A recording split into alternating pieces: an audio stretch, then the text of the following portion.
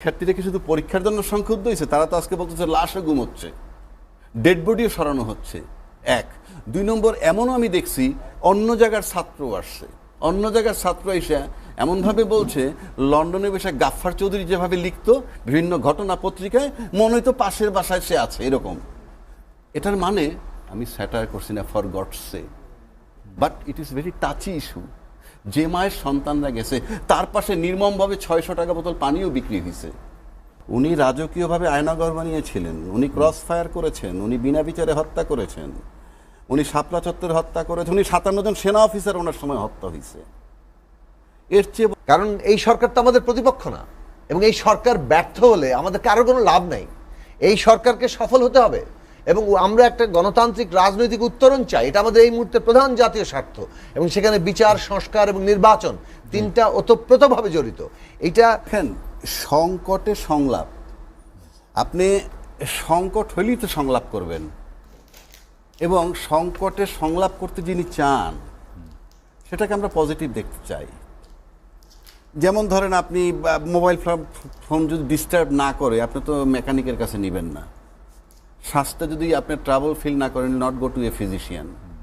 তো উনি সংকটে পড়লে যাবে, বাট প্রশ্ন হচ্ছে এই, উনি একজন absolutely non political person, but he is dealing with the politicians. এবং লাস্ট 11 মান্থস উনি পলিটিশিয়ানদের সাথেই ডিল করছেন, এবং উনি অনেকগুলা ক্রাইসিস নিয়ে আলাপ করতেছেন এই বাংলাদেশে। প্রথম কথা হইল যে আপনি রাজনীতি বা পলিটিক্সের উদ্দেশ্যটা কি? পলিটিক্সের উদ্দেশ্য কি দেশের রাজনীতি করা? শুধুই রাজনীতি করবেন? দেশের স্বার্থে মঙ্গল যদি আপনি চিন্তা করেন, তার মেনি ওয়েজ, যে মঙ্গল কামনা কইরা রাজনীতি মানে একটা দর্শন যদি দেন, সেটা যদি আমি ক্ষমতায় নাও থাকি, and if it is acceptable, it can be accepted by anybody. তো ইউনূস সাহেব তো একটা বিরাট সংকটে আছে from the beginning. He is a non political person. What cooperation he has got from the, কারণ সব রাজনৈতিক দলগুলো তাকে সমর্থন করেছে। সেটাই যদি সব রাজনৈতিক দলের সমর্থনের বিষয়টা আনেন, আপনি বিগত 16 বৎসরে কিন্তু এইরকম আওয়ামী লীগ সরকারের বহু ক্রাইসিস আমরা দেখেছি। কই, উনি তো কোনো রাজনৈতিক দলের সাথে আলাপ করেননি। উনি রাজকীয়ভাবে আয়নাঘর বানিয়েছিলেন, উনি ক্রস ফায়ার করেছেন, উনি বিনা বিচারে হত্যা করেছেন, উনি শাপলা চত্বরে হত্যা করেছেন, উনি 57 জন সেনা অফিসার ওনার সময় হত্যা হয়েছে। এর চেয়ে বড় ক্রাইসিস তো বাংলাদেশ হয়নি, কারোর সাথে তো বসেননি। 16 বছর ক্ষমতায় ছিলেন, এবং এই 16 বছরের মধ্যে 12 বছর কিন্তু সবাই তার বিরোধিতা করেছে। যারা আজকে ক্লেম করছে যে এই সরকারকে সহযোগিতা করছে, তো তারা তো 12 বছর ওই সরকারের বিরোধিতা করছে, তারপরে সেই সরকার 15 বছর ক্ষমতায় থাকলো, আর সবাই মিলে আমরা তাকে কোঅপারেট করছি। উনি 11 মাসে হিমশিম খাচ্ছেন। এটা কোন কোঅপারেশন? আসেন বিমান দুর্ঘটনা, I am not a technical person, I am neither an engineer, না অ্যারোডেনিয়ার, না পাইলট, কিছুই না। আমার কাছে স্রেফ একটা দুর্ঘটনা যদি আমি ধরি, আমি যদি একটা সিম্পল দুর্ঘটনা, কোনো যেভাবেই করেন আপনি দুর্ঘটনা, এখন এটা প্লেনের ত্রুটি না পাইলটের ত্রুটি, all these are related with the air force, এয়ারফোর্সের বাহিনী, এয়ারফোর্সের বিমান ইত্যাদি ইত্যাদি। তো শিক্ষা উপদেষ্টার পদত্যাগটা কেন? মানে কি কারণটা কি? আপনি যদি ওটাকে ক্রাইসিস ধরেন, তাহলে আপনি তো বিমানের ত্রুটি না, রাজাকি ভাই, একদিন মনে করেন যে রাষ্ট্রীয় শোক ঘোষণা হলো, এইচএসসি পরীক্ষা চলছে, সমরের পরীক্ষা চলছে, সেটা বলছে যে মধ্যরাতে গিয়ে আপনি তো ঘোষণা দিতে পারেন। এটা অবশ্যই উচিত ছিল যে, এবং আমি বলি অবশ্যই তার উচিত ছিল। শিক্ষার্থীরা সংক্ষুব্ধ হওয়ার মতো যথেষ্ট কারণ ছিল। শিক্ষার্থীরা কি শুধু পরীক্ষার জন্য সংক্ষুব্ধ হয়েছে? তারা তো আজকে বলতেছে লাশও ঘুমোচ্ছে, ডেড বডিও সরানো হচ্ছে। এক, দুই নম্বর, এমনও আমি দেখছি অন্য জায়গার ছাত্র আসছে, অন্য জায়গার ছাত্র এসে এমনভাবে বলছে লন্ডনে বসে গাফফার চৌধুরী যেভাবে লিখতো বিভিন্ন ঘটনা পত্রিকায়, মনে হয়তো পাশের বাসায় সে আছে এরকম। এটার মানে আমি স্যাটায়ার করছি না, for gods say, but it is very touchy issue. যে মায়ের সন্তানরা গেছে তার পাশে নির্মমভাবে 600 টাকা বোতল পানিও বিক্রি হয়েছে। This is Bangladesh. 300 টাকা বিক্রি হয়েছে হাফ লিটার, 600 টাকা বিক্রি 1 লিটারে পানি। মানে আমাদের মানসিকতাটা কোথায় চলে গেছে? এগুলো আপনি কি দিয়ে ঠিক করবেন? আপনি যদি চিন্তায় সৎ না হন, মেন্টালি সৎ না হন, ইন্টারনালি সৎ না হন, আপনি এগুলো ঠিক করতে পারবেন না, কখনোই পারবেন না। আরেকটা জিনিস আমি আপনাকে বলি, এই যে সরকার ব্যর্থ, অ্যাবসলিউটলি ব্যর্থ, আমি বলতে চাই সরকার ব্যর্থ, এবং ব্যর্থ আমরা সবাই কোঅপারেট করতেছি, তারপরে সে ব্যর্থ। আপনি যদি বিগত সরকারের দিকে তাকান, আমার ব্যক্তিগত ওপিনিয়ন এটা, যে বিগত সরকার যাকে পতিত সরকার হয়েছে তাকে আমি বলি তার জনগণ ছিল 15 থেকে 16 লক্ষ বাংলাদেশে। এই 15-16 লক্ষ কারা? প্রজাতন্ত্রের কর্মকর্তা কর্মচারী, তাদের সরকার ছিল ওই সরকার, এবং তার এই লোকগুলো ভাইস ভার্সা, আমি ক্ষমতায় থাকবো তুমি ক্ষমতায় রাখবা, এবং তারপরে যা হবার তাই হয়েছে। আপনি কি মনে করেন উইদাউট এনি বেনিফিট শুধুমাত্র সরকারের হুকুমে লোক মারে, শুধুমাত্র সরকারের হুকুমে পাখি মারে, পাখি মানে ক্রস ফায়ার, শুধুমাত্র মাসিক বেতনে আয়না করে থাকে? তারা হিউম্যান বিং, বাট লোভ মোহ এমন জায়গায় নিয়ে গেছে যে অন্ধ। এবং বিগত সরকার আপনার এই 16 বছর চালাইছে কিভাবে জানেন? এই সরকারটা ছিল, ওই সরকারটা ছিল এই 16 লক্ষ লোক নিয়ে ইসরায়েল গভর্নমেন্ট, ইসরায়েল, বাংলাদেশের ইসরায়েল ছিল ওই সরকার, আর আমরা 18 কোটি লোক ছিলাম ফিলিস্তিনি। আমরা কোনো আলোচনা দেখি নাই, আমরা তির্যক কথা শুনি নাই, আমরা কোনো আন্দোলনও দেখি নাই। আমরা দেখছি কিছুদিন আগে ফিলিস্তিনে লোক মারা যায়, তার জন্য আমার সরোয়ার্দী উদ্যানে লক্ষ লক্ষ মানুষ জমায়েত হয়েছে। ইউসি কত টাচি। আর এই লোকগুলো কোথায় ছিল যখন আয়নাগর ছিল? এই লোকগুলো কোথায় ছিল যে শাপলা চত্বরে লোক মারছিল? তার মানে হচ্ছে কি, this government is absolutely non cooperated. Second ধাপে বলবো how and why he is non cooperated. Razzak ভাই, আমি আপনার কাছে আবার আসবো। দর্শক, আমাদের সঙ্গে আলোচনায় যোগ দিয়েছেন গণসংহতি আন্দোলনের প্রধান সমন্বয়ক জুনায়েদ সাকি। সাকিব ভাই, আপনাকে স্বাগত জানাচ্ছি। আমরা যেটি নিয়ে আলোচনা করছিলাম যে সংকট হলেই রাজনৈতিক দলগুলোর ডাক পড়ে, বিষয়টা কি সেরকম? আপনি কিভাবে দেখেন এই বৈঠকগুলো? ধন্যবাদ আপনাদের সবাইকে, সালাম এবং শুভেচ্ছা। আসসালামু আলাইকুম। এখন একটু দেরিতে প্রবেশ করেছি, সময় মতো এসেছিলাম, প্রবেশের সময় একটু দেরি, দুঃখিত আমি সেজন্য। আজকে মাননীয় প্রধান উপদেষ্টা রাজনৈতিক দলগুলোর সাথে, ইনফ্যাক্ট গতকালকেই বসেছেন তাদের ভাষায় 4টি প্রধান দলের সাথে।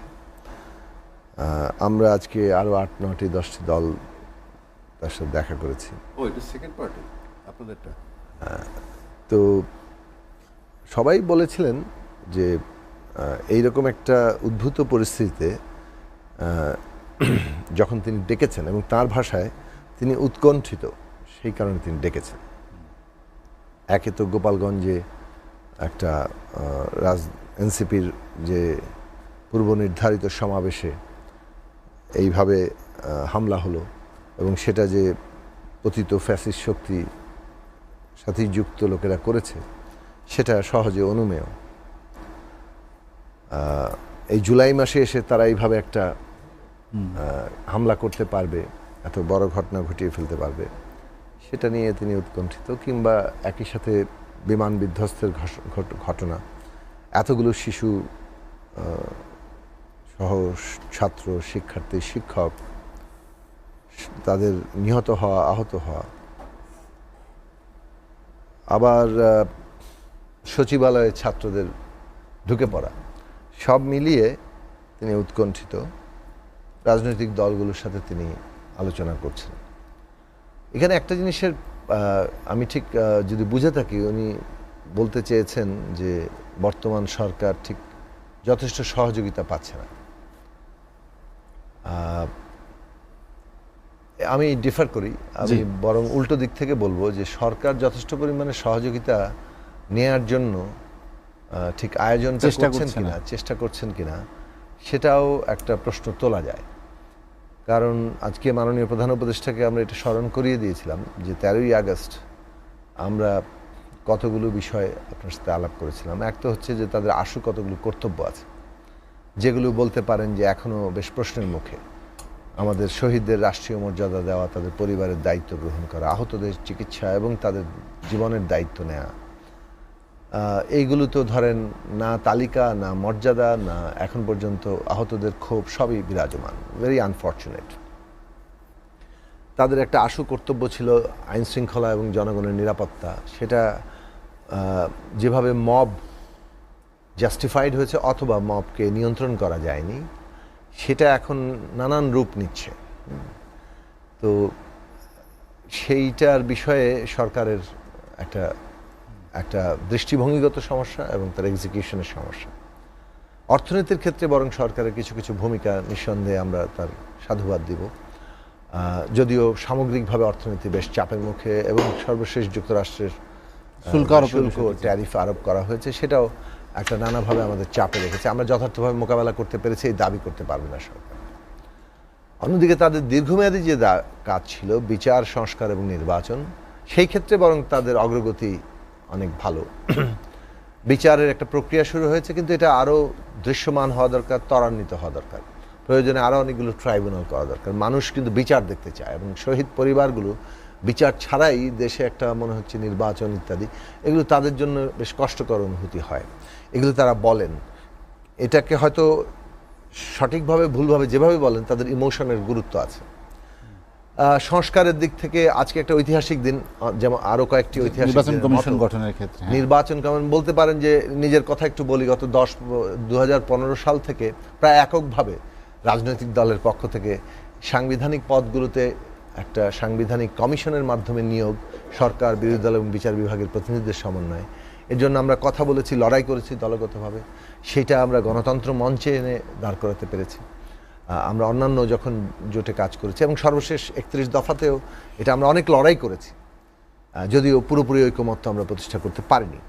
কিন্তু এইবারে এসে অন্ততপক্ষে নির্বাচন কমিশনের মতো একটা সাংবিধানিক পদে আজকে 5 সদস্য বিশিষ্ট যে সাংবিধানিক কমিটি নিয়োগ দেবে, যেখানে প্রধানমন্ত্রী, বিরোধী দলের নেতা, স্পিকার, ডেপুটি স্পিকার যিনি বিরোধী দল থেকে আসবেন, এবং চিফ জাস্টিস অ্যাপিলেট বিভাগের একজন বিচারপতিকে মনোনীত করবেন। 5 জনের কমিটি নির্বাচন কমিশন নাম ঠিক করবেন, প্রতি পদের বিপরীতে একজন, এবং তাদেরকে রাষ্ট্রপতি নিয়োগ দেবেন। ফলে রাষ্ট্রপতির এখানে আলাদা কোনো আনুষ্ঠানিকতা ছাড়া তেমন কোনো ভূমিকা থাকছে না। সো এটা বাংলাদেশের গণতান্ত্রিক কাঠামো তৈরির ক্ষেত্রে একটা গুরুত্বপূর্ণ অগ্রগতি। তো এই যে 5 তারিখের মধ্যে আশা করি, মানে জুলাইয়ের মধ্যেই আশা করা হচ্ছে, 5 তারিখের মধ্যে অবশ্যই আমরা আশা করি যে একটা ন্যূনতম জাতীয় সনদ তৈরি হবে, যেখানে আমরা ঐকমত্য আছি, যেগুলো যে দলই জয়লাভ করুক তারা বাস্তবায়ন করবে। অন্যদিকে যেগুলো বিষয়ে দ্বিমত থাকবে সেটা নির্বাচনের মধ্যে দিয়ে মীমাংসা হবে জনগণের কাছে। তো এইটার একটা অগ্রগতি আছে।